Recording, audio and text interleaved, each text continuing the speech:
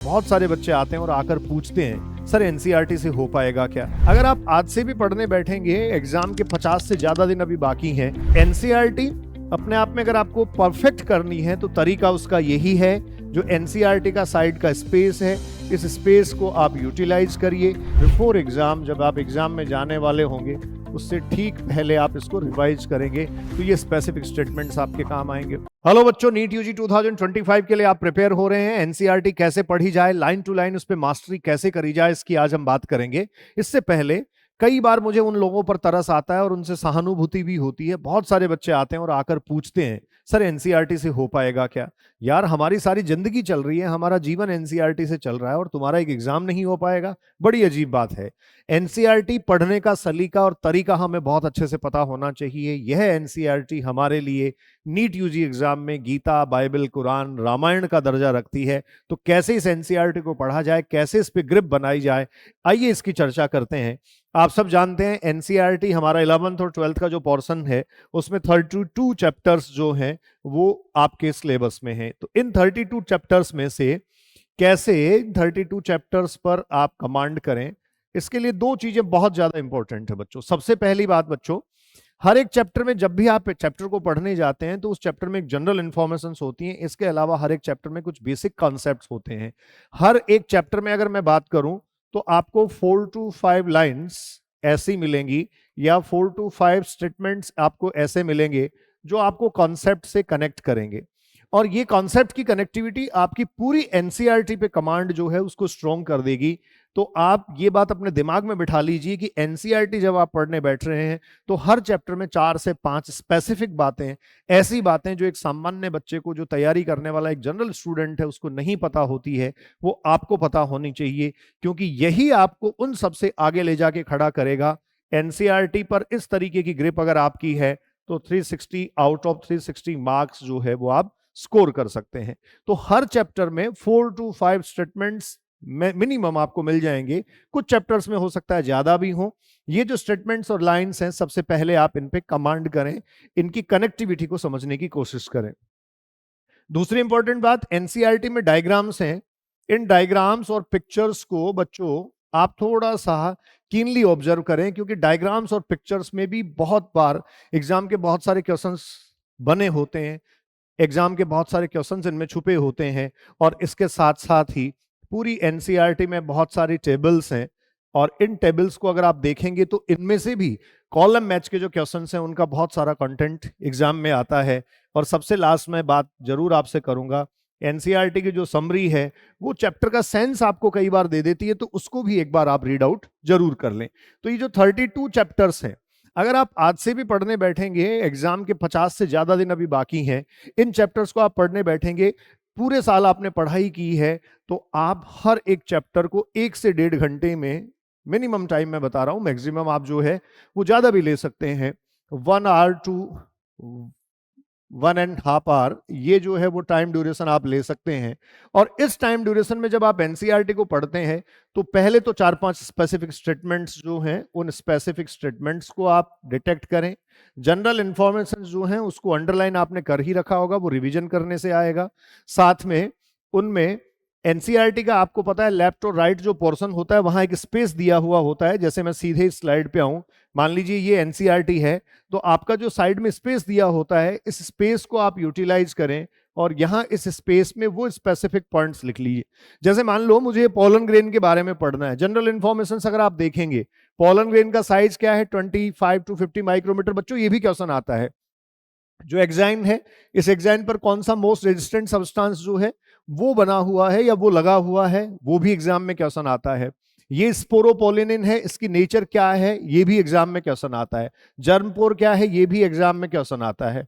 तो इस तरीके से वो जो स्पेसिफिक रेफरेंसेज है, उन स्पेसिफिक रेफरेंसेज को मुझे वहां नोट कर लेना चाहिए। इसके साथ साथ जब आप पोलन ग्रेन को पढ़ते हैं तो पोलन ग्रेन में इंटाइन और एक्साइन, जिसमें इंटाइन जो है वो आपको पता है पेक्टोसेलुलोजिक होगी, ये पेक्टोसेलुलोजिक सेल वॉल होगी। ये the inner wall of the pollen grain is called intine, और ये थिन लेयर है, पेक्टोसेलुलोजिक लेयर है, एक्चुअल सेल वॉल होती है। तो ऐसी कुछ जनरल इंफॉर्मेशन यहां मेंशन कर लीजिए। अब बारी आती है उन स्पेसिफिक इंफॉर्मेशन और उन कॉन्सेप्ट्स की जो हर एक पेज पे कहीं ना कहीं आपको मिल जाएंगे। जैसे मान लीजिए यहाँ वेजिटेटिव सेल और जनरेटिव सेल दोनों के बारे में लिखा है। तो जनरेटिव सेल के बारे में धीरे धीरे वो मेंशन कर रहा है, एक एक बात मेंशन कर रहा है कि जनरेटिव सेल जो होती है ये पहले यहाँ इस तरीके से डिस्क शेप होगी, फिर डिटैच होने लगेगी तो स्पिरिकल फॉर्म में आएगी, और स्पिरिकल फॉर्म्स में आने के बाद ये स्पिंडल हो जाएगी। अब बच्चों हमें देखने की जरूरत ये है कि ये स्पिंडल क्यों हो जाती है। ये स्पिंडल शेप में इसलिए आती है जिससे कि पोलन ग्रेन से जब पोलन ट्यूब निकलती है तो उस पोलन ट्यूब के अंदर ये अपने आप को फैसिलिएट कर सके, इसलिए ये क्या हो जाती है, स्पिंडल शेप हो जाती है। तो ये ऐसा जो कॉन्सेप्ट है वो आपको टीचर ने क्लासरूम में पढ़ाया होगा। मैं फिर एनसीईआरटी के इंडेक्स पे आ जाता हूं। ये इंडेक्स जो आप देख रहे थे, देखिए 11th क्लास के जो चैप्टर्स हैं, 19 चैप्टर्स हैं। 11th क्लास के जो 19 चैप्टर्स हैं, इन चैप्टर्स में हम ये क्लियर कर लेते हैं। आप प्लांट फिजियोलॉजी और एनिमल फिजियोलॉजी को अगर आप देखेंगे तो ह्यूमन फिजियोलॉजी का वेटेज बच्चों आप जानते हैं काफी ज्यादा होता है। प्लांट फिजियोलॉजी का वेटेज भी आजकल 8 to 10 क्वेश्चंस जो है वो होने लगा है। तो आप चैप्टर्स के वेटेज को समझकर भी एनसीईआरटी पर ग्रिप बना सकते हैं, एनसीईआरटी को पढ़ सकते हैं। आप 12th क्लास में अगर जाएंगे तो sexual reproduction in flowering plants, जैसे प्लांट एम्ब्रियोलॉजी है, इसके बाद ह्यूमन रिप्रोडक्शन है, उसके बाद रिप्रोडक्टिव हेल्थ है। तो ये पूरा रिप्रोडक्टिव पोर्शन जो है वो आप एक सीक्वेंस में कॉम्प्रिहेंसिव लेवल पर पढ़ें। और ये जो रिप्रोडक्शन का जो पोर्शन है, इस रिप्रोडक्शन के पोर्शन से वेटेज जो है वो आप अपना लगा लें कि एम्ब्रियोलॉजी जो प्लांट्स की है 4 to 5 क्वेश्चंस तो अकेली प्लांट एम्ब्रियोलॉजी ही जो है वो आपको दे देती है या प्रोवाइड करवा देती है। Principle of inheritance and variations, ये दोनों अपने आप में इतनी स्पेसिफिक यूनिट हैं कि ये दोनों जो है वो ऑलमोस्ट आपको 12 to 15 क्वेश्चंस जो हैं वो दे देती थे। इस तरीके से थोड़ा सा आपको ये भी ध्यान रखना पड़ेगा कि किस पोर्शन से बेसिकली कितने क्वेश्चन आते हैं।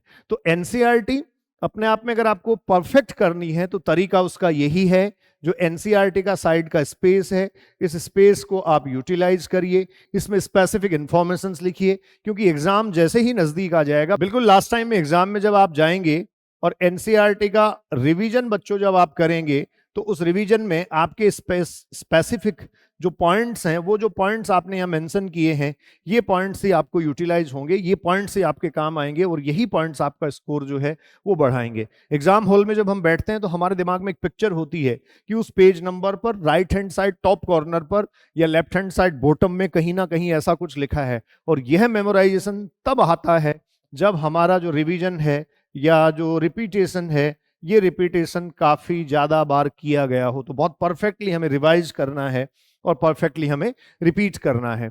बायोटेक्नोलॉजी प्रिंसिपल एप्लीकेशन जो है ये भी एक अच्छा पोर्शन है। आपको पता है एप्लीकेशन के पोर्शन से भी 5 to 6 क्वेश्चंस मिनिमम जो है वो पूछे जा रहे हैं। तो ये सब पोर्शंस अपने आप में इंपॉर्टेंट हैं। प्लांट इकोलॉजी या इकोलॉजी में अगर कहूं तो एग्जैक्टली बच्चों इकोलॉजी से 8 to 10 क्वेश्चंस जो हैं वो हमेशा से आते रहे हैं।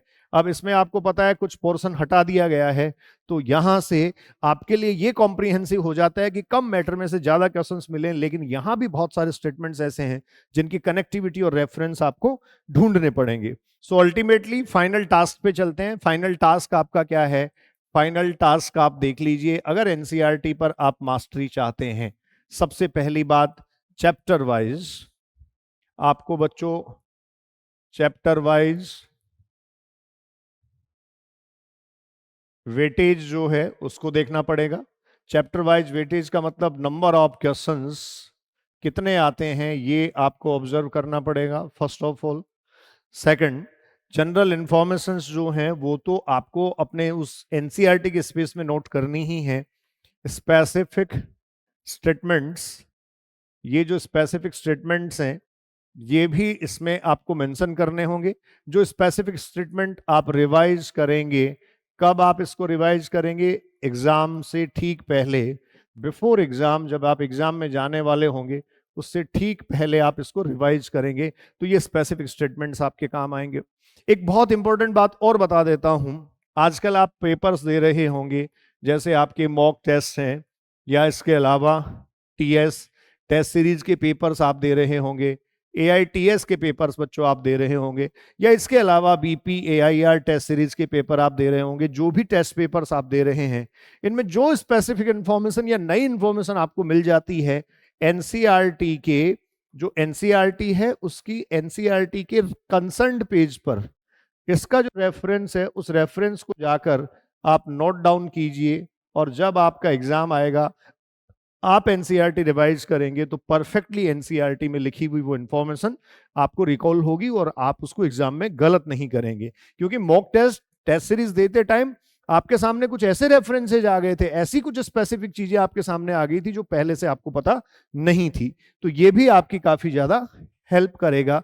सबसे आखिरी जो फोर्थ पैरामीटर मैं आपको कह रहा था, एनसीईआरटी पढ़ते टाइम आपको टेबल्स, इसके अलावा आपको पिक्चर्स, और इसके अलावा जो एनसीईआरटी की समरी है, इसके अलावा एक्सपेरिमेंट्स हैं बच्चों, इन सब पे भी थोड़ा सा फोकस रखना होगा, क्योंकि यहां से भी आप कह सकते हैं कुछ क्वेश्चंस फ्रेम कर दिए जाते हैं। तो इस तरीके से अगर आप एनसीईआरटी को देखेंगे तो एनसीईआरटी पर आप कमांड कर पाएंगे, और एनसीईआरटी पर आपकी ये ग्रिप आपको एग्जाम में 360 आउट ऑफ 360 तक पहुंचा पाएगी, क्योंकि हमारा टास्क है बायोलॉजी में any how 360 out of 360 mark किए जाएं।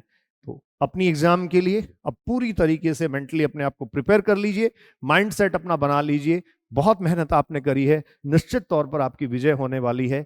मैं एम बलडोदिया, सीकर विद्यापीठ राजस्थान से आपसे मुखातिब हो रहा था। Be safe, thank you.